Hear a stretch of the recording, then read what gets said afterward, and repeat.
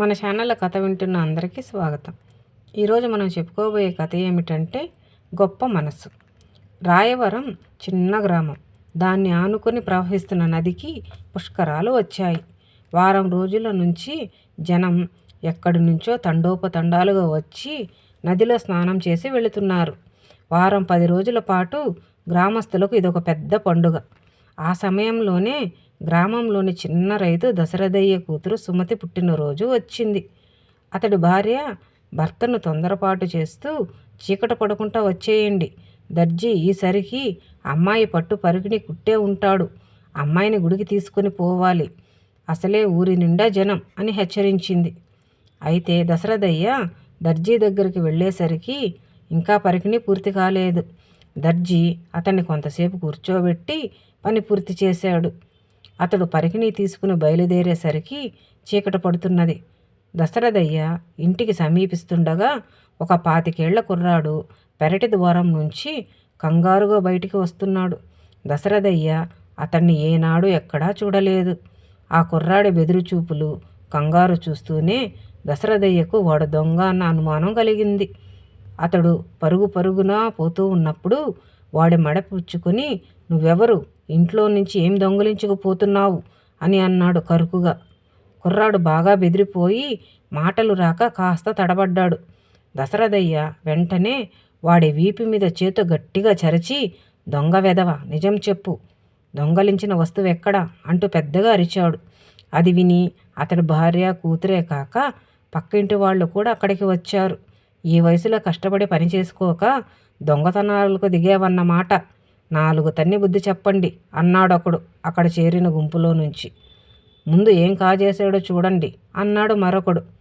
దశరథయ్య వాడి దుస్తులు తడిమి చూశాడు. జేబులో కొంత చిల్లర తప్ప మరి ఏమీ లేదు.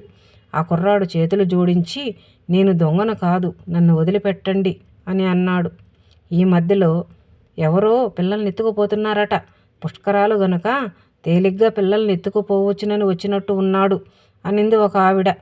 గుంపులో నుంచి 2 ముందుకు తోసుకుని వచ్చి కుర్రాడిని కొట్టబోయేంతలో వాడు, అయ్యా ఆగండి, ఇంట్లో దేవుడు మందిరం పక్కన ఉన్న ఎర్ర సంచి ఒకసారి తీసుకుని రండి అని అన్నాడు నిదానంగా. సుమతి గబగబా ఇంట్లో పరిగెత్తి ఎర్ర సంచిని తీసుకుని వచ్చింది.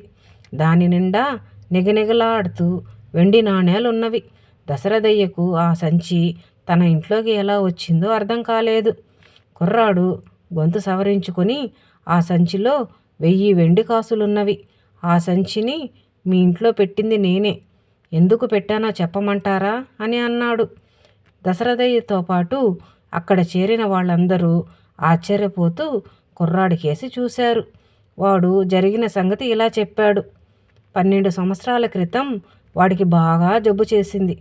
వైద్యులు వాడి తండ్రితో పట్నం తీసుకుపోయి మంచి వైద్యం చేయిస్తేనే గాని పిల్లాడు బతకడని చెప్పారు.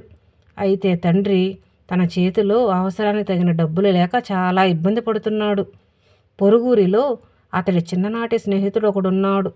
అతడు తప్పక సహాయం చేయగలడన్న ఆశతో ఆయన ఆ ఊరు వెళ్ళాడు. అయితే ఆ స్నేహితుడు పుష్కరాల స్నానం కోసం ఈ ఊరు వచ్చినట్టు తెలిసింది. కుర్రాడి తండ్రి అక్కడి నుండి అతడి కోసం ఈ ఊరు వచ్చాడు.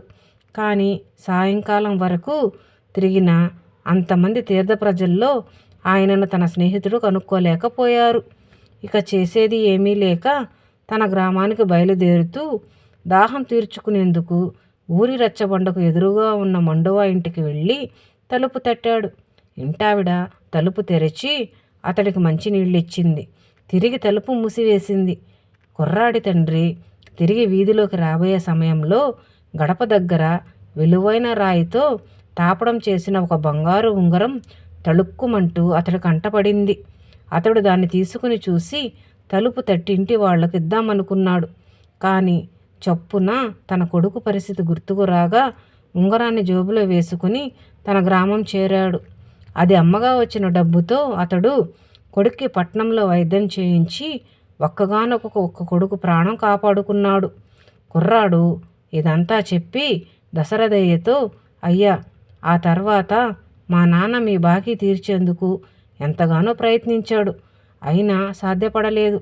అయితే నెల రోజుల క్రితం బాగా జబ్బు చేసి చనిపోయే ముందు మా నాన్న ఈ జరిగినదంతా చెప్పి తన కర్మకాండకు అట్టే ఖర్చు పెట్టవద్దని, ఇంట్లో ఉన్న 800 కాసులకు మరి 200 ఎలాగైనా చేర్చి తమకివ్వమని ఆయన చెప్పి చనిపోయారు.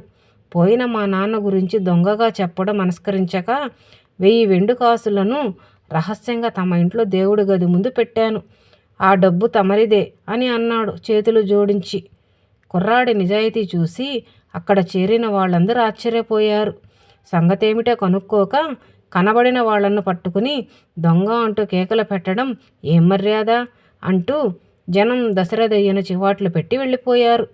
కుర్రాడు కూడా అక్కడి నుండి వెళ్ళిపోగా దశరథయ్య తన కూతురి చేతిలో ఉన్న డబ్బు సంచి తీసుకోబోతూ, నీ పుట్టినరోజు మంచి బహుమతి లభించింది, ఆ డబ్బుతో నీకు బంగారు గొలుసు చేయిస్తాను తల్లి అని అన్నాడు. ఆ మాటకు భార్య అడ్డు వచ్చి, ఇంకా నయం, పసిపిల్ల ఒంటి మీద బంగారు ఉండడం చాలా ప్రమాదం, ఆ డబ్బుతో ముందు నేను గాజులు చేయించుకుంటాను అని అన్నది. అప్పుడు సుమతి అమ్మ చేతిలో ఉన్న డబ్బు సంచిని వెనక్కి రాగి తండ్రిని, ఈ రోజుతో నాకు ఎన్ని సంవత్సరాలు నిండాయి నాన్న అని అడిగింది. నాకు ఆ మాత్రం గుర్తు లేదనుకుంటున్నావా తల్లి, ఈ రోజుతో నీకు 9 నుండి 10 వస్తాయి అని అన్నాడు దశరథయ్య. ఆ అబ్బాయి తీర్చిన బాకీ 12 ఏళ్ల క్రిందదట. మనం ఈ ఇల్లు కొన్న తర్వాత ఏడాదికి నేను పుట్టాను అంటే ఆ ఉంగరం మనకు ఈ ఇల్లు అమ్మిన రామయ్య తాతదన్నమాట. పిల్లలు సరిగ్గా చూడక ఆరోగ్యం కూడా చెడి తాత చాలా కష్టాల్లో ఉన్నాడు. ఈ డబ్బు తాతకు ఇస్తే బాగా ఉపయోగపడుతుంది. ఇది తాతకు వచ్చిన సొమ్ము ఇది అంటూ సుమతి తాతయ్యకు ఆ డబ్బుల మూటనివ్వడానికి బయలుదేరింది. దశరథయ్య అతడి భార్య తమ కూతురి దయాగుణానికి అబ్బురపడ్డారు. దశరథయ్య భార్య కూతురిని ఆప్యాయంగా ముద్దాడి, ఆ డబ్బు తాతకు రేపు ఇవ్వచ్చులే తల్లి, ఈరోజు మనం గుడికి వెళ్ళాలి, వెళదాం పదా అని అన్నది. ఈరోజు గుడికి వెళ్ళకపోయినా పర్వాలేదు అమ్మా, తాతకు ఈ డబ్బు ఇస్తే నాకు రెట్టింపు పుణ్యం వస్తుంది అంటూ సుమతి రామయ్య తాత ఇంటికేసి పరిగెత్తింది. వయసులో చిన్నదైన తమ కూతురి గొప్ప మనసును చూసి ఆమె తల్లిదండ్రులు చాలా ఆనందపడ్డారు. కథ విన్నారు కదా, మీకు నచ్చినట్లయితే తప్పకుండా సబ్స్క్రైబ్ చేయండి. రేపు ఇంకొక మంచి కథలో మళ్ళీ కలుద్దాం.